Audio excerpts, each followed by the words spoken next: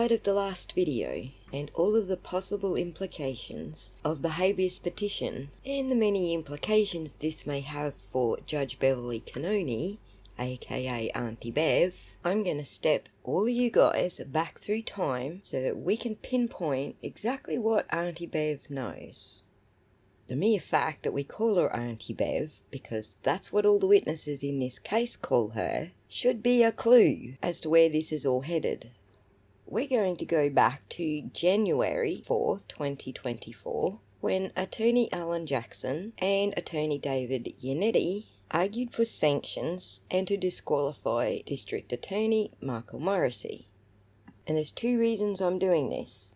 The first reason is to make sure we've got our dates correct as to when the defence first found out that there was a federal investigation, how they found out, and what communications they had during that time, because those are the issues that we're waiting till next week to hear about.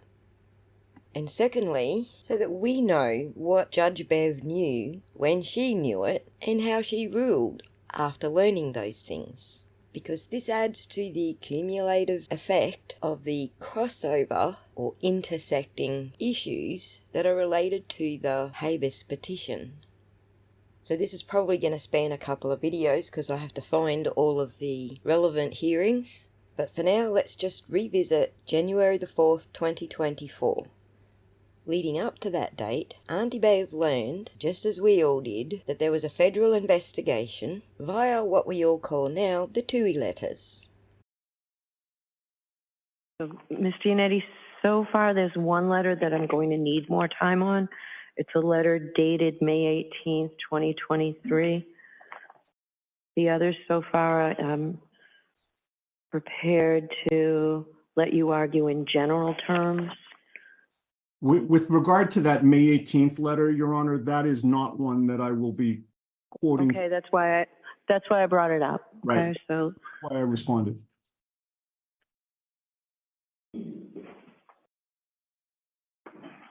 So you also not going to reference the response to that letter? June 1st? Correct, yes. Yeah, those deal with the Office of Professional Responsibility. That was okay, I just have two more to just quickly take a look at. Sure. All right, so I'd also like some time to take a look at the June 21st and August 3rd letters. Were you planning on referencing them? I'm going to reference them in terms of a subject matter, but not the details. So the letter dated August 3rd, 2023, you have that in front of you, Ms. Giannetti? I do, Your Honor. All right, so the second paragraph, the second full paragraph, I'm not going to allow you to reference that right now.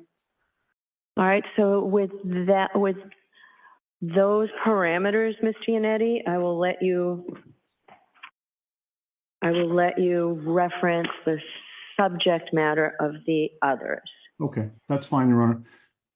So in terms of the two parts of my argument, I will first argue that the Commonwealth has not met the legal standard that is necessary for the issuance of a protective order. The second part, I will argue to the court that a protective order will accomplish nothing in this case because the contents of those letters will be revealed in full during oral argument before the public on the motion for sanctions that we filed immediately after our last court appearance.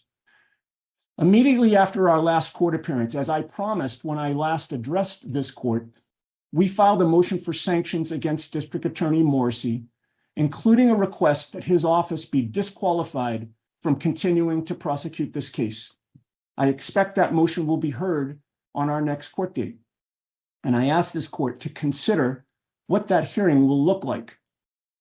That hearing will prominently feature the contents of all of the 8 letters that are at issue here today. The specific content of those letters is one of the grounds that gave rise to our motion for sanctions in the first place. In fact, our motion for sanctions liberally quotes from those letters. And I assume that that is the reason that our motion for sanctions is currently impounded by this court as well. But it is clear from those letters that District Attorney Morrissey is well aware that he's the target of a federal investigation as a result of his conduct in this case. Those letters prove that he knew that, even before the U.S. Attorney ever confirmed that there even was an investigation. And Your Honor, on that score, something very important has come to light just yesterday that directly bears on this issue. The Norfolk DA's office and the Karen Reed defense team participated in a conference call yesterday with a representative from the U.S. Attorney's office. The U.S. Attorney confirmed during that conference call, confirmed for both parties, that not only has there been a federal investigation of this case, but it is ongoing. It's not over. It continues. The DA had this confirmed for them just yesterday, right from the horse's mouth. That means, Your Honor, that District Attorney Morrissey and his office are targets of a federal investigation. And please consider what that means for the upcoming hearing on our motion for sanctions. The anticipated nature of that hearing bears directly on the ruling that this court will make today on the Commonwealth's motion for a protective order to keep the 8 letters impounded. We have the 8 letters. We've seen them. We've read them. We are using them. The genie cannot be put back in the bottle. Those letters are powerful evidence that we will use to publicly support our motion for sanctions. Well, dang, I missed a completely good opportunity to write a song about the genie can't be put back in the bottle. We might have to rectify that. The point is, Judge Beverly Cannoni was the gatekeeper from the get-go, and she made all the subsequent rulings as to what letters they could use, what portions of the letters that they could use, and then later, what portions of the TUI disclosures they were allowed to use at trial. And the second point is, yes, Bev knows that there's an investigation. She's known since we all found out during this particular hearing. But she does know even more than that. What Mr. Lally now has in his possession, but he didn't mention, now that he says, oh, well, she killed him. Let's just get on with it. She killed him. He's already tried and convicted her in his mind and tried to do it in this courtroom. It doesn't quite work that way. Now Mr. Lally has in his possession another thing from the feds that we didn't have access to. The federal investigators hired, independent of us, we had no idea, and independent of the Commonwealth, hired a professional reconstructionist, 3 PhDs, to look into exactly this issue. Did Karen Reed's car, did her SUV make contact with John O'Keefe? And their conclusion to a person was his injuries were inconsistent with the damage on the car. The damage on the car was inconsistent with having made contact with John O'Keefe's body. In other words, the car didn't hit him, and he wasn't hit by the car. Period, full stop. That's their independent expert, not ours, not somebody on our payroll like Mr. Whiffen, or one of their experts, or Trooper Guarino, who's an arm of the agency. This is an independent federal government witness, or series of witnesses, who say unequivocally, that car did not hit John O'Keefe, and John O'Keefe was not hit by that car. But he didn't mention that. We believe our witnesses. They are telling the truth. Karen Reed is guilty. Any suggestion to the contrary is a desperate attempt to reassign guilt.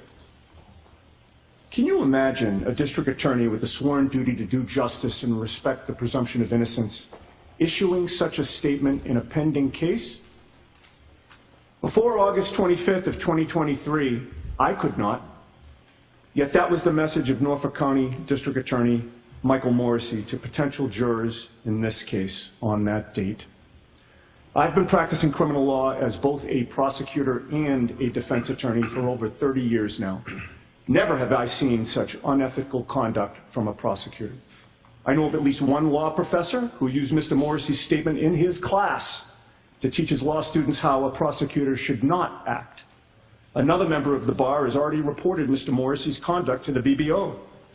And now we are here with a motion to disqualify Mr. Morrissey from further prosecuting this case because he has a personal interest in the outcome. Your Honor, this court should grant our motion to disqualify. And at the outset, I note that we've also moved for sanctions, dismissal of these indictments as a result of his misconduct. But we have so many additional grounds for dismissal as a result of the material provided to both sides by the federal authorities that we will be filing a further motion to dismiss for extraordinary governmental misconduct. My co-counsel has spoken to that previously. To the extent that the court entertains our motion for sanctions, specifically dismissal, as a result of his egregious... Can I just interrupt there and ask you, are these going to be the same motion, essentially? No. There's information and evidence that's been provided by the federal authorities which deals with the egregious conduct of both the district attorney and his investigators and the police. That will be the subject of a separate motion, Your Honor. So I thought that was going to be your supplemental memo to this motion. It sounds like it's the same issue, Mr. Kennedy. No, it's not. And what I'm saying to the court is I have limited time. When I interrupt you, I stop the time. Well, I appreciate that. But even with that, Your Honor, the focus of my argument is going to be on the disqualification as opposed to the dismissal. I've submitted papers on the dismissal. I will rest on those papers with regard to that issue. That's my only point. All right, so when you file the other motion, I need you to include in your memo how that's different specifically from this. Understood. Not just the remedy, but how the basis of it is different. Understood. All right, so I'm going to start you again from scratch. Go right ahead. I appreciate it. Well, Your Honor, this case admittedly has been an unusual one for a district attorney to deal with. The district attorney's office is not accustomed to a criminal defendant fighting back in the way we have prior to trial. What usually happens when the prosecution brings charges is they detail the allegations at an arraignment in court, and as a result, their narrative and theory of the case becomes widely reported, while the defendant and the defense team remain relatively quiet. After arraignment, moreover, the media typically lose interest and wait until a trial or potential resolution of the case before they start reporting on the case again. And in this way, the district attorney's office is quite accustomed to always controlling the narrative in pending cases, at least until the defense makes an opening statement at trial. And as long as the prosecution gets to control the narrative in the press, they have no problem with what's being reported. But of course, this case has been different. Their control of the narrative did not last very long here. In our view, it became clear very early on in this case that their narrative was wrong. Their theory of the case was wrong. Their allegations did not fit with the evidence that we fought so hard and for so long to get access to over 2 long years.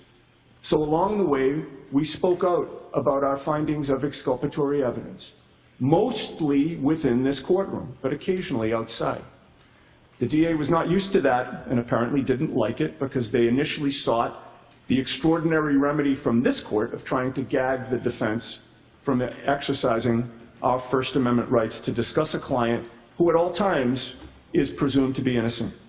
And as you know, they filed that motion on June 9th of 2023, and it didn't work. The court denied the motion, specifically ruling that any statements attributed to counsel could generally be characterized as responses to the accusations against Ms. Reed and are therefore permitted under the rules. When you made that ruling, though, Your Honor, you admonished both sides that commenting on the credibility of witnesses would have a prejudicial effect on the proceeding. And at that point, we largely stopped making extrajudicial statements. By contrast, Norfolk County District Attorney Michael Morrissey, only 25 days after that court's ruling, instead decided to blatantly ignore this court's admonishment. DA Morrissey went off the rails, gave an unprecedented video statement to the media where he specifically vouched for the credibility of Commonwealth witnesses in violation of the rules of professional responsibility, in violation of this court's order. A member of the public issued a public records request, and we got this to show all of the media outlets that DA Morrissey made sure received his statement. Before any trial has occurred, he called the defense theory in this case, quote, a false narrative. Before any trial has occurred, he announced his opinion that nobody within the home at 34 Fairview participated in any murder or any cover-up. Before any trial, he vouched for the credibility of Commonwealth witnesses Jennifer McCabe, Matthew McCabe, and Brian Albert. He announced that those witnesses were forthcoming. In other words, truthful. Before any trial has occurred, D.A. Morrissey announced that the defense theory is, quote, a desperate attempt to reassign guilt, end quote. Given those broad statements of Mr. Morrissey's opinion that Karen Reed is guilty, can you believe that the DA in their opposition to this motion had the audacity to claim that D.A. Morrissey's words were narrowly tailored to the harassment of witnesses? It goes without saying, but your words are not narrowly tailored if you're a prosecutor vouching for the credibility of witnesses, particularly after a judge told you not to do that. Your words are not narrowly tailored if you're announcing to the public that you've already assigned guilt to a criminal defendant before trial. A desperate attempt to reassign guilt. D.A. Morrissey announced to every potential juror in Norfolk County not that someone charged with a crime is innocent until proven guilty. The words innocent until proven guilty never came out of his mouth. Instead, he announced his office had already assigned guilt to Karen Reed. So in his view, when she fought back by reasserting her right to be presumed innocent, he deemed that a desperate attempt to reassign guilt. Never, in over 30 years of practice, have I ever witnessed an elected DA so blatantly violate the rules of professional responsibility. So the question then becomes, why did he do this? Why did he take such a personal interest in this case, such that he would take the unprecedented, and that's his word, unprecedented, step of vouching for Commonwealth witnesses? Why would he take the unprecedented step of denigrating the defense theory to potential jurors, the unprecedented step of announcing to the public that Karen Reed is guilty? Why would he trample over the presumption of innocence and announce that we're trying to reassign the guilt that he's already assigned to her? Well, on December 4th of 2023, we began to learn why. That was when the DA released to us correspondence he had had with the U.S. Attorney's Office, which dated back to May of 2023. That correspondence revealed that federal authorities were investigating this case. And it's worth noting they only released those to us once Fox 25 had succeeded in a public records request, and they knew what they had kept hidden was going to be revealed. And once we got those letters, we learned why they wanted them hidden. We learned that in May of 2023, the DA's office knew there was a federal investigation. They did not reveal that knowledge to the defense. In fact, on June 12th of 2023, the acting U.S. attorney specifically told the DA's office they could reveal the existence of this federal investigation to us, but they didn't. They kept it secret. And then worse, Your Honor, on December 4th of 2023, the district attorney's office provided a false notice of discovery to this court and to the defense. In that notice of discovery, they claimed they had received no confirmation that any witnesses had testified before a federal grand jury. We now know that was a lie. We know it's a lie because 7 months earlier, D.A. Morrissey wrote that multiple state witnesses had received subpoenas. We know that was a lie because now that we've got the information from the feds, Nicole Albert testified before a federal grand jury that she participated in a group conference call with Jennifer McCabe, Matt McCabe, Brian Albert, ADA Lally, and victim witness advocate Stephen Nelson, a group conference call before she testified before the federal grand jury in July of 2023. We also know it was a lie because he wrote in his letter, and I quote, "We have confirmed that witnesses testified before the federal grand jury." Yet 7 months later, the DA's office tells this court that it had received no confirmation. That is outrageous. We are outraged that he lied to us. This court should be outraged that D.A. Morrissey lied to you. In a prior hearing in this case, I argued to this court that the letters back and forth confirmed that D.A. Morrissey believed that he personally and his office in general was being targeted by the U.S. Attorney's Office. I chose my words carefully. I never said he received a target letter. The existence of a target letter is irrelevant. The inquiry is, what does the DA know and believe? And he revealed in those letters what he knew and believed. He revealed that he believed that U.S. Attorney Rachel Rollins had a personal animus against him. He wrote, quote, "She's made no secret of her personal animosity towards me." He also wrote that the head of the public corruption unit at the U.S. Attorney's Office may be personally retaliating against him and targeting him because his wife was unhappy with the way the Norfolk DA treated her. He wrote, in short, that he knew, felt, and believed that he and his office were being targeted. Now, why is that important? It's important because of the immense power that a prosecutor has. It is important because we need an unbiased prosecutor with no vested interest in a case to try to administer justice based on the evidence and not based on any personal interest in a case. It is important because, in the words of U.S. Supreme Court Justice Robert H. Jackson, quote, "We must have assurance that those who wield this power will be guided solely by public responsibility." So I just want to tell you, you've gone over your time. I see your reading, so you have some idea on how much longer you have. How much longer do you have with that? Oh my god, Bev, show us your bias. Yawn. Anyway, as we well know, Aunty Bev never rules from the bench. However, in her ruling, denying this motion to sanction the Commonwealth and to disqualify the DA, she fully acknowledged in detail the unethical nature of the DA's behaviour. However, and this is important in light of the last video, while acknowledging the unethical behaviour of the DA, she also found no prejudice to the defendant. So when we talk about compounding issues that the federal courts may take into account, that's probably going to be one of them. What is probably more pertinent to a federal court is possibly the nature of her relationship with DA Morrissey. It's one thing to rule against the defence, but it's a whole other thing if she ruled against the defence in order to protect DA Morrissey. And so any relationship that she has with the DA on a personal or political level could come under closer scrutiny. That is, on top of the fact that she allowed the prosecution to withhold digital evidence, allowed clearly doctored video mid-trial to be introduced into evidence, and allowed mishandled biological evidence, and has rejected any suggestion that lack of chain of custody renders any of the evidence inadmissible under evidentiary standards. You see how it compounds one thing after another related to due process violations, not only being completely overlooked by this judge, but also making such a big issue over something that's actually pretty small, i.e. what date was that email that she's throwing a tantrum over, when she hasn't even batted an eyelid over everything that the Commonwealth has done to date. Yeah, it's all looking bad for Aunty Bev. She better hope that the federal courts reject the habeas petition on March the 5th, which is when it is set to be heard.